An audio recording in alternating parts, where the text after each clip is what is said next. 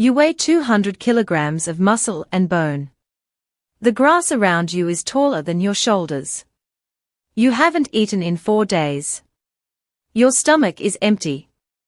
Your ribs are visible beneath your fur. Somewhere in the dark, a herd of buffalo is drinking at a river you cannot yet see. This is a lioness's reality most nights of her life. Not the roaring, chest-beating king from the cartoons. A hungry, patient, calculating hunter who fails more often than she succeeds. Here is the number that changes everything. Lions succeed in only about 1 out of every 4 or 5 hunts they attempt. Think about that. The so-called king of the jungle goes hungry most of the time. For millions of years, this species has solved a problem you rarely have to think about. How do you kill something bigger, faster, or better armed than you, without dying in the process? Let's slow down and actually reconstruct what happens. You are not hunting alone. Lions are the only cats on Earth that live and hunt in groups, and that single fact changes everything about how they operate. A cheetah relies on raw speed. A leopard relies on stealth and solitude. You rely on your sisters. Female lions do almost all of the hunting in a pride, and they are not just running at prey together. They are running a plan. Researchers who spent years watching lion prides in Etosha National Park in Namibia, including field biologist Craig Packer, who has studied lion behavior for decades, documented something remarkable. Individual lionesses in a hunting group consistently take up the same position, hunt after hunt. Some lionesses are wings, fanning out to the sides of a herd. Others are centers, waiting patiently in the middle for prey to be pushed toward them. That word, pushed, matters. It means the wings aren't trying to catch anything themselves. Their job is to drive fear in one direction. The centers barely move. They wait, hidden in grass or behind a bush, for the terrified prey to run directly into their ambush. It's not brute force. It's positioning. Why does this work? Because a buffalo, a zebra, or a wildebeest has one advantage you don't: it can outrun you in a straight line.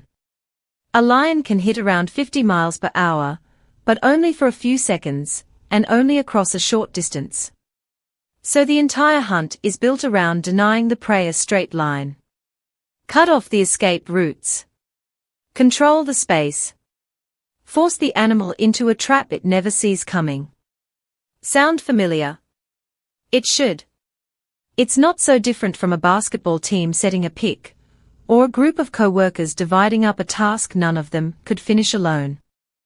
Now picture the moment of the actual attack. You are crouched low, belly nearly touching the dirt. Your ears are rotated forward, tracking sound. Your eyes, built with a reflective layer behind the retina called the tapetum lucidum, a structure that bounces light back through the eye a second time, let you see roughly 6 times better than a human in near total darkness. This is why most lion hunts happen at night, or in the deep blue hour just before dawn. You are not just stronger than your prey. You are seeing a world it cannot. You wait. You wait longer. Then, in a single explosive burst, you cover the final gap in under 3 seconds. But here's the twist almost nobody expects. The kill itself is often the most dangerous part of the entire hunt, and it's the part where lions die. A buffalo's horns can crush a skull. A zebra's kick can shatter a jaw. Cynthia Moss, whose decades of work through the Amboseli Elephant Research Project reshaped how scientists understand large African mammals, has noted that even elephants, when defending calves, have killed lions that misjudged an attack. The most dangerous predator in the savanna is not simply the strongest one. It's the one that hunts as a team, because teamwork is what keeps the injury risk spread out and survivable. Now let's reconstruct a full night in your life as this lioness. You leave the pride just after sunset, when the heat finally breaks. Your cubs stay behind with an older female, an aunt or a sister, in what scientists call alloparenting, a plain English term for other females helping raise young that aren't biologically theirs. You move low along a dry riverbed, using the terrain to stay hidden. You catch the scent of a herd 2 kilometers away. You signal nothing out loud. Lions coordinate largely through subtle body posture and eye contact, not roars. Roaring is for something else entirely, for announcing territory to rival prides from as far as 5 miles away, not for hunting. You and your sisters fan out in near silence. It takes almost an hour to get into position. An hour of crouching, freezing, waiting, adjusting. This is the part nature documentaries cut out because it isn't exciting to watch. But it's the actual job. Patience is the primary skill, not aggression. Then it happens. A young zebra strays slightly from the herd. The wings move first, angling in from the sides. The herd panics and runs, exactly where you predicted, directly toward the center. You explode from cover. 3 seconds. A single decisive bite to the throat or muzzle, cutting off airflow. It is fast, by design, because a prolonged struggle is dangerous for everyone involved, including you. And then you eat. But even this reveals something counterintuitive. Lions don't eat in some noble, orderly line the way the movies suggest. Feeding time is chaotic, competitive, and dominated by size and aggression. Adult males, when present, often eat first, even though they contributed little or nothing to the hunt. Jane Goodall's decades of work, though centered on chimpanzees at GOM rather than lions, established a broader principle now confirmed across many social carnivores and primates. Within cooperative groups, contribution to group survival and access to resources are not always distributed fairly. Lions are a vivid example. The lionesses who did the actual work often eat last. Why would evolution allow this? Because the male's role isn't hunting.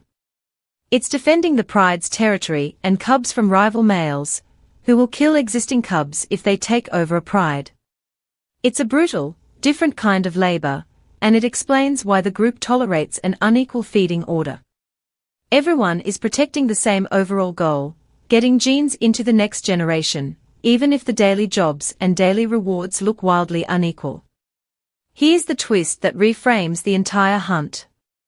You might assume the biggest, most dominant lionesses lead every hunt. They don't.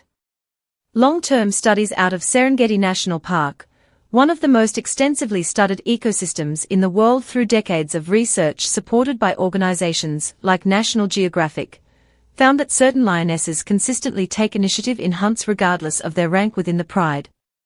Leadership in a lion hunt is not about dominance. It's about who has the right instinct, the right patience, the right read on the terrain, in that specific moment. That should sound familiar too. The person who leads in a crisis is rarely the loudest person in the room. It's whoever reads the situation correctly and moves first. Think about how much of this hunt depends on things you cannot see happening. The coordination. The years of hunting experience baked into muscle memory.